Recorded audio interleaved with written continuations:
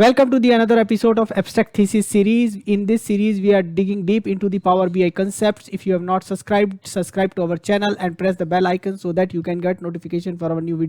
Welcome to another episode of Abstract Thesis series. We are continuing our discussions on Power BI tenant settings, and let's look at few more settings. So jump on the Power BI service, click on the three dots on right top settings, and we will go to admin portal. Under the admin portal, the first setting is tenant settings. Let's scroll down and look on the today's settings. So today we are going to discuss these settings which are related to dataset security. So first setting is block, republish and disable package refresh. So disable package refresh and allow the dataset owner to publish the updates.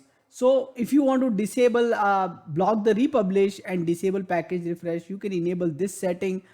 Only datasets owner will be allowed to publish the updates. Means if you are the dataset owner, then only you can publish. Other than that, nobody will be able to publish. If you enable this, this is going to apply, and this setting applies to the entire organization. And right now we don't want to do that. We want other users to also be able to do that. So we are not blocking the republish. So we have disabled this setting and we will continue with that. Now, advanced networking is that, Azure private link increase security by allowing people to use a private link to access the Power BI tenant. Someone will need to finish up the setting process in Azure. If that's not you, grant the permissions to the right person or the group to entering the email address. So we can enable this. If you want the private links, then we can have it. This settings apply to the entire organization. There is no individual setting here. We don't want to have this setting right now. We don't want a private address. So Azure private link and block public internet access for this extra security. Block access to your Power BI tenant via public internet. This means people who don't access to the private link won't be able to get in.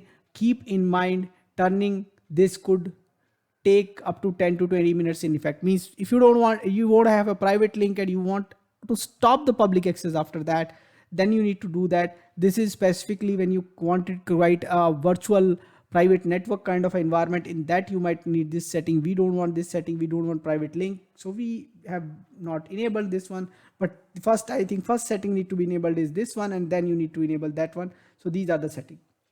Now goal setting is another feature which is there with the Power BI. Create and use the goals. Now we have enabled this setting. We want users in the organization to create the goals. So we have enabled that and enabled for the entire organization. I think this should be ideally enabled it. This feature is under preview. So you can test this out. Just make sure you don't roll out the features to everyone before it is in the final version without preview. Now share the data with your Microsoft 365 service. Allow your Microsoft 365 service to process or store Power BI data which may be outside your Power BI tenant geographical area. To ensure the certain features like favorite search result, you need to allow Microsoft 365 service to use Power BI data source outside your tenant location if they are in the different places. So if you want to enable this, you can enable this. You enable it, and then this setting applies to the entire organization. Based on your organization policy, you should enable it. Right now we don't want in case of our organization, so I'm canceling this out.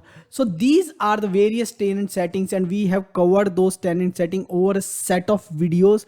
So this complete series we have also not only given into Abstract Thesis series, I have also given into a new series, Power BI Admin, which is a playlist basically. So in that playlist also you will be able to find out these settings. There are quite a few settings, there are quite a few features which Power BI Admin portal has, and we'll continue to discuss some of those things in future videos also.